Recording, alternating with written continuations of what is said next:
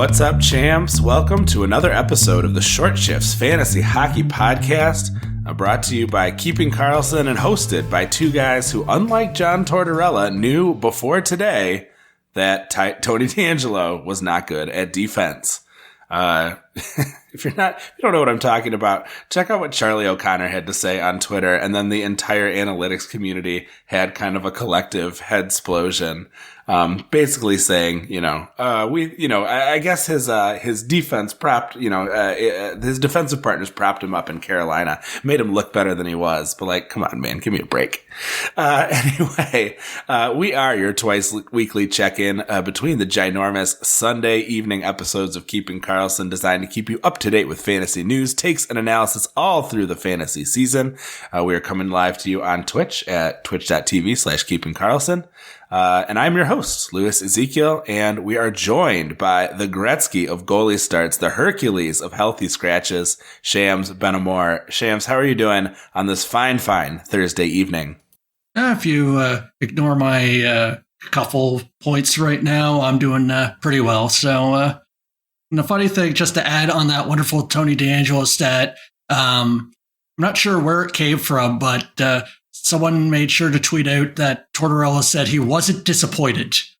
He was just surprised at how bad his defensive capability is. So I'm not sure what to take from that, but he's not disappointed. It's Tortorella, right? So he's not disappointed. He's just mad. It's like the reverse dad influence here. Yeah, gotta find the silver lining there. I thought Jay Fresh. I thought the twins from Evolving Hockey. I just thought we were gonna Michael Blake McCurdy. Like, we're gonna see meltdowns from across the analytics community. We're like, come on, we never stop talking about it, right? He's a lightning rod player. He's a person we've talked about a ton, who's been on a bunch of different teams. Like, everybody knows that Tony DeAngelo doesn't play defense. It's just a thing, right? Anyway, we have lots of big news here to cover. Our top headlines are pretty top heavy here, so let's get right into them. And there's no denying the biggest story in the hockey world since we last came at you is Vladimir Tarasenko traded to the New York Rangers. Really the only fantasy relevant piece that is on the move. Tell us some of the details, and what are your early impressions of what this move means, both for Tarasenko's fantasy value and for the Rangers generally? Well, one thing that's going to be interesting to see is how the lines actually come out, because there were some questions asked during the press conference and nothing was really said. I think it was a wait and see. So right now on the Rangers side, we don't really have much to go off of. So the big question is going to be is who's going to be the one to fall off from the power play unit, unless for some reason, and could be a surprise on its own, but still in the cards, is that Tarasenko could be in the second power play unit, but most likely he's kicking someone off to be traded for. So the two guesses people are having now is either would be Kreider and then have Trocheck move into the front net role, or have Trocheck, which would be the least offensively apt player out of the group there, to be moving to the second power play. So from that standpoint, that's something to watch from. And then in the end, you're going to have a stacked top six, where you're going to have, there's some guesses out there that say it would be like Panarin and Tarasenko together with, say, Zibanejad, and then you have Trocheck with Kreider, and then maybe a Gaudreau or VC. But really, in the end, it's going to be a stacked top six, and then roll the dice with who gets the short end of the stick for power play one. Yeah, I'm my hunch, I think, is that maybe we see Trocheck move down, just because I think what Kreider does is harder to replicate for Tarasenko, and I think Tarasenko gives you more of a trigger man than Trocheck is going to give you. So that's my guess, but I'm not the coach. I don't know exactly how it's all going to play out. I also kind of like VC to hold on and keep that second line spot. So I think if he is someone that you picked up because you enjoyed some of the deployment he was getting, he might be a guy to kind of hold on to. Definitely the kid line sticking together. Just my initial impressions for how I think things might shake out. Overall, I think it is a bonus. That power play, I think, gets another option that you have to be worried about. It's another guy ripping shots that Kreider can clean up from, 6 inches away, which is how he likes to do things. So overall, I think a nice move for the Rangers, especially given the price. The price doesn't matter too much for us from fantasy side of things, but from what I've seen from Rangers fans, they seem very happy to see Sammy Blais hit the trail, and they think Nika Mikkola, who they picked up on defense, might be an upgrade over Ben Harper. And the pick is they've got 2 first-round picks, and in the end, the Blues are going to get whichever is lower. So all in all, especially with the contract retention, I think this is a very nice move for the Rangers that's going to help them be even more frightening come playoff time. Tarasenko especially has been a great playoffs scorer, so I imagine that is something that they are going to keep their eyes on. And of course, another sub part of this story is the bond between Panarin and Tarasenko, who have played together before. And in fact, I believe Tarasenko tried to get Panarin to sign potentially in St. Louis when he came over and initially signed with Chicago. So lots of interesting storylines here. Looking over at the Blues side of things, we did get to see some lines from Luke Korak. He said Saad, O'Reilly, and Buchnevich on the top line, Shen, Thomas, and Kyrou as that second line. Ryan O'Reilly, a guy that a lot of people have talked about as another one who potentially might be on the move. So that would be something to keep an eye on. Definitely damaging for any Blues players you have, but maybe this means we get to see Thomas and Kyrou kind of really ascend to true number one position in a way that they sort of haven't been able to this season, where we've seen things spread around a little bit more. Yeah, it's going to be something to see. And something to keep in mind, too, is when we see these lines, the coach didn't 100% commit that both O'Reilly and Buchnevich is going to be ready to play on Saturday. So things might be in flux. But in the end, there's even news about O'Reilly potentially being traded. And this might be just a sign of things to come. So just got to cross the fingers that Thomas and Kyrou can keep something together. And then there was, if I remember correctly, ties that even Buchnevich was with them too. So possibly that we can get a 3-line from there and then maybe make a shutdown line and just hope the other ones hold. But hopefully coach will realize now that you don't have enough people to roll multiple lines and then just start giving your offensive players the chance to do something, because Bennington's not going to keep them out of the net. Yeah, for sure. All right, let's head on to another big story from the day, and that is it was announced that Jack Hughes is going to be week to week with an upper body injury. Obviously not great for Hughes owners, but Amanda Stein reporting on Twitter, the coach said Jack is going to be week to week with a UBI. He's a young guy that'll help him. I think it's going to be on the shorter end of it. You were telling me before we started the show, your feeling was like maybe a 2 to 3 week kind of deal. So not too bad, but if you are a Hughes owner and you're fighting for a playoff spot, Jeremy was saying, maybe this is a nice opportunity, to maybe go out and offer that manager, another player, and was kind of trying to think about who he might be able to go. I thought Kuznetsov was too low of an offer. But I went and sorted through the top centers in average fantasy points per game over the last month. Hughes is actually number 2 behind Connor McDavid. Pretty darn good. So I think you're going to have to offer a guy like, if I were the Hughes owner and I was desperately trying to get into the playoffs, I might seriously consider an offer of like Pettersson or maybe Point. Some of the other guys in that same realm, Hintz, PLD, Hurdle.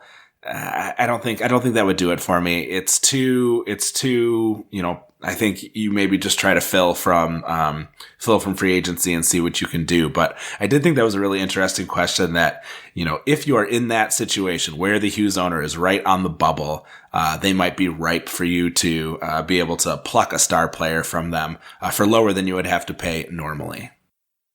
Yeah, I'm on the same boat. It's totally if I'm in a very tight situation, and then probably it would be Pettersson or Point. I'm out of those two. Those are at least close enough to me that I would be able to live with it. And then you never know. You could always throw in like someone on a hot streak or something to do a 2-for-1 and then ask for their worst player to make it look a little bit better. But I feel like you're going to have to put in, you're going to have to put in a really good player. You're not going to just be fishing for something low and then hoping that person clicks the panic button. Yeah, and of course, everybody always overvalues the player they already have versus the player that they might get. So, that you may be tough in, but I thought that was an interesting point brought up by Jeremy, and I wanted to make sure that we addressed it.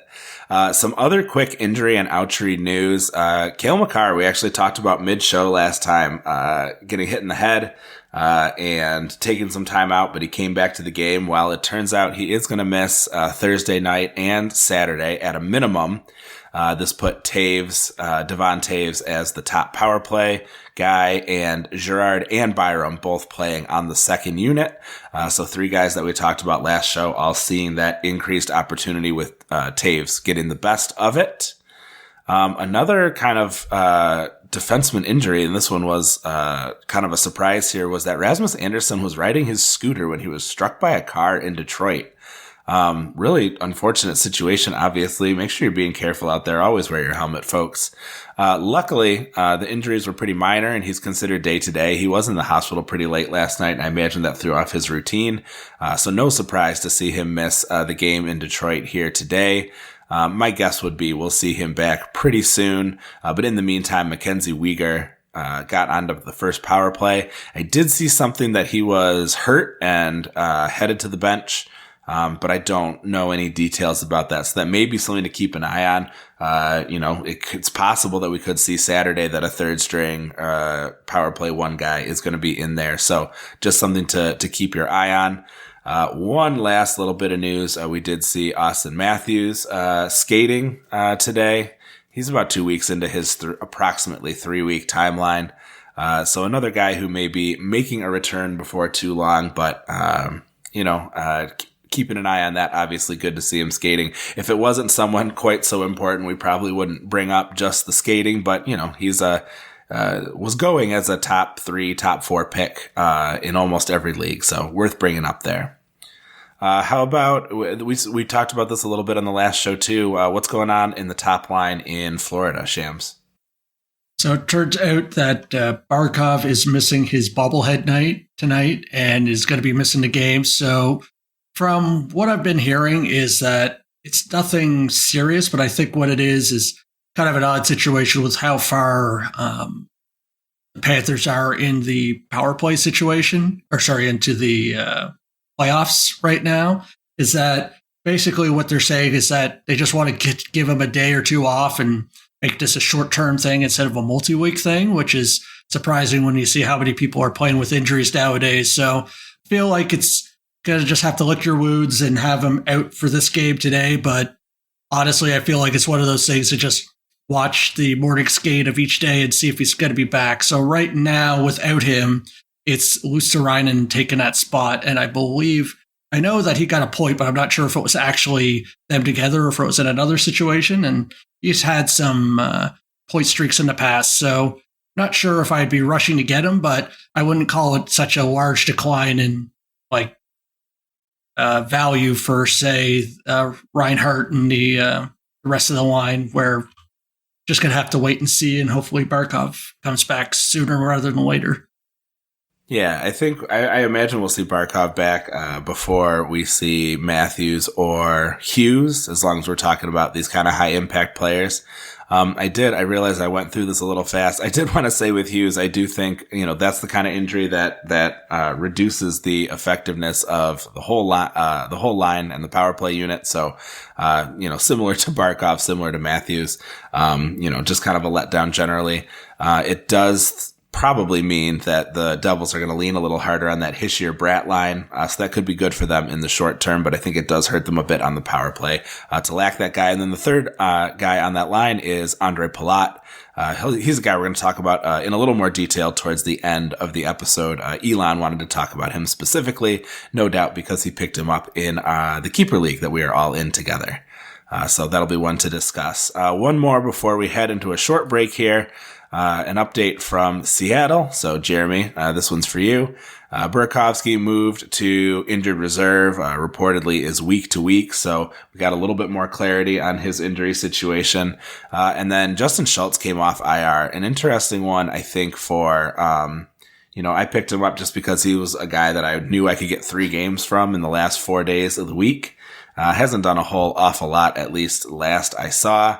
But I think give him a game to warm up here, and then he'll have the Friday and Sunday games after you've heard the show, and maybe he'll be worth a grab for you if you can fit a defenseman into your lineup on those days.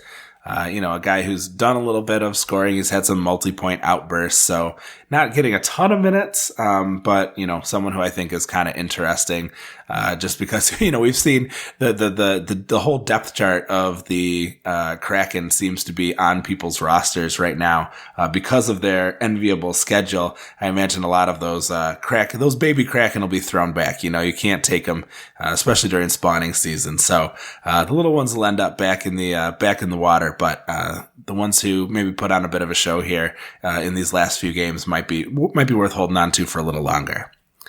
All right, Shams, we are going to head into a quick break here to hear from some sponsors. You're listening to Short Shifts.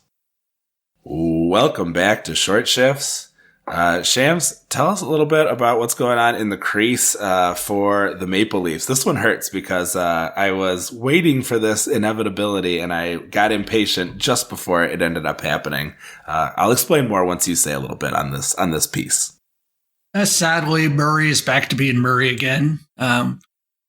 He's was put on IR, or at least he was declared injured right about before the All-Star break. And there wasn't really much said. Basically, it was something with lower body. And then people that were holding on to him were probably hoping, hey, maybe there's going to be good news or got the week break to take care of. But just got today announced that he's being put on IR with an ankle injury. And the coach said a couple of weeks that he'll be out. So just going to be another one of those Murray situations. And Samsonov is going to be owning the net. There is a back-to-back, I believe, this week. So I believe we're going to sit first day, but Wall is probably going to get a start. But either way, it's going to be Samsonov for every non-back-to-back start. Yeah, I held Samsonov for a while, and every time it came time to, potentially cut him, I was thinking, all right, do I really do it? Like, Murray could go down at any moment, right? So he was always tough to drop just because he has the potential at any moment to become a full-time starter. And about maybe a week before it happened, I had dropped him. So disappointed in myself for not having a little more patience. But I think, looking at my roster, I think probably it was the right guy to do. But, that's always something, whoever is splitting the net with Murray, you pick him up for a stream. That's a guy you think about holding on to maybe a little longer than the others, just because the opportunity is always there. Unfortunately, I know at the start of the season, my wish was for Matt Murray to have a great season, and avoid some of these injuries. Just hasn't happened. And I should have known better, but that's why it was a wish. Let's move on to Detroit. This was an interesting one. They got Zadina into the game, and Kubalik was the healthy scratch. Kubalik has spent, several weeks now in the bottom six. Just what a fall from grace. From in October and November, in 22 games, he got 22 points, 9 goals, 13 assists. He took 66 shots, 10 points on the power play, was getting about 16 and a half minutes.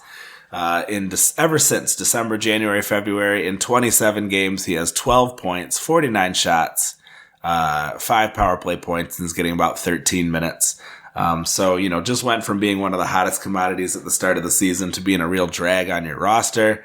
He is still way too highly owned, in Yahoo, in my opinion. I feel like, maybe some of those are dead leagues, but people need to move on from him.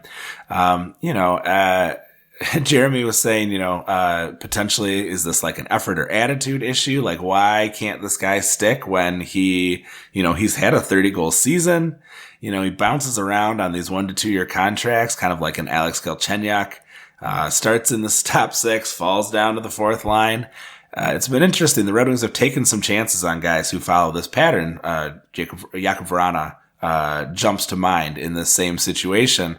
Where, they've taken on some interesting risks, but it just hasn't quite worked out for them, unfortunately. Zadina did score, I believe, on a 2-on-1 against the Flames, so good on him to score in his game back. It sounds like Calgary's goalie did not have much of a shot. Calgary's goalie, Dan Vladar today, by the way. 2 interesting things about that. One is that he stole another start from Markstrom. Although, again, whenever you're thinking about Markstrom, and I got this question on Twitter today, you got to keep in mind, he's signed through 2026. He's not going anywhere. He's going to get tons of opportunities. They need him to be that starting goalie. So you're looking at like 50%, I would guess, at best.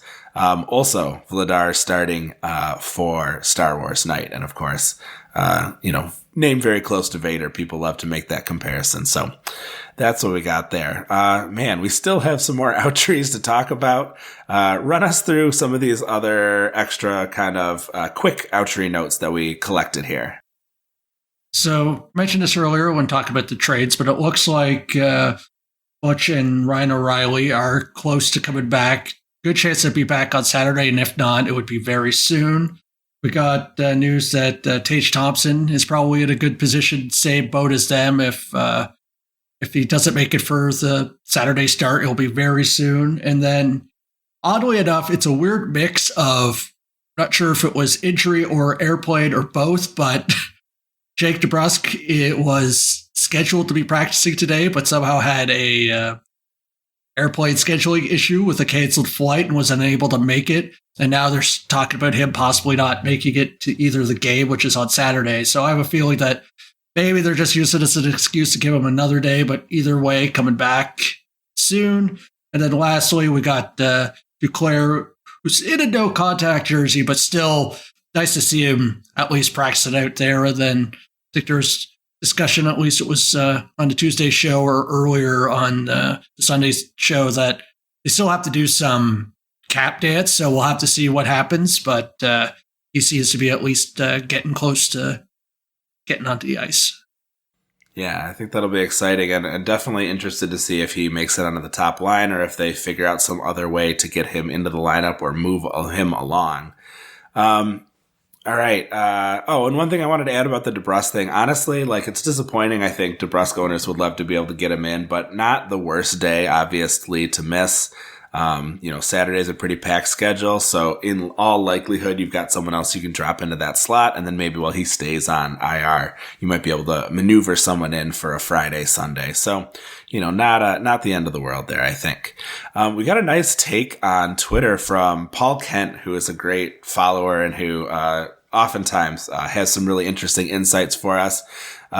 He said he didn't love the Calgary New York Rangers third line showdown that Jeremy and I talked about, and we both sort of felt like we preferred the Calgary side of things. But he did say Lafreniere, Hedl both have more upside than anyone on Calgary's third line, and we're sort of waiting for Calgary to kind of be good, but it doesn't seem to be happening. Obviously, Huberdeau's been kind of a bust there.